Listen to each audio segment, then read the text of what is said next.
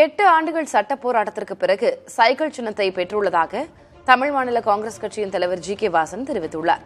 இதுகுறித்து அவரோடு நமது செய்தியாளர் நடத்திய கலந்துரையாடலை இப்போது பார்க்கலாம்.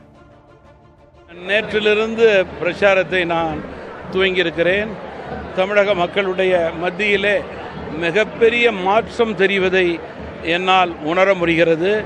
குறிப்பாக தமிழகத்திலிருந்து பாராளுமன்ற உறுப்பினர்கள் ஒத்த கருத்துடையவர்களாக மீண்டும் மோடி அவர்களது தலைமையிலான ஆட்சியிலே பணியாற்ற வேண்டும். தமிழகத்தில் உள்ள அனைத்து துறைகளில் உள்ள மக்களுக்கு அவர்கள் கடமையாற்ற வேண்டும் என்ற உணர்வு வாக்காளரிடம் இருக்கிறது.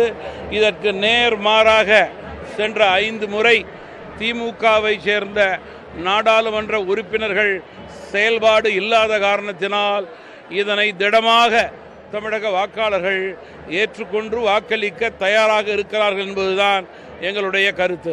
சின்னங்களை பொறுத்தவரையிலே தேர்தல் ஆணையத்தினுடைய கோட்பாடுகளை முறையாக சரியாக ஏற்றுக்கொண்டு செயல்படுத்துபவர்களுக்கே சின்னம் என்பதில் மாற்று கருத்து கிடையாது. தமிழ் மாநில காங்கிரஸ் கட்சிக்கு சைக்கிள் சின்னம் கிடைத்திருக்கின்றது என்றால் 8 வருட கால சட்ட போராட்டத்திற்கு பிறகே நான் பெற்றிருக்கிறேன். பாஜகவோட கூட்டணி இருக்கிறவங்களுக்கு மட்டும்தான் சின்னத்தை முறையா அவங்க கேட்காம உடனே கொடுத்துட்றாங்க. ஆனா பாஜக கூட எதிர் அணியில இருக்கிறவங்களுக்கு யாருமே சின்னத்தை சரியா ஒதுக்குறது இல்லை அப்படின்னு அவங்களோட தேர்தல் வேணுங்கிறவங்களுக்கு கொடுக்கணும், வேண்டாதவங்களுக்கு கொடுக்க கூடாதுங்கிறதுக்கு எந்த அதிகாரமும் இந்தியாவில் ஆணையத்துக்கு கிடையாது. மக்கள் எல்லா கட்சிகளையும் கூர்ந்து கவனித்துக் கொண்டிருக்கிறார்கள்.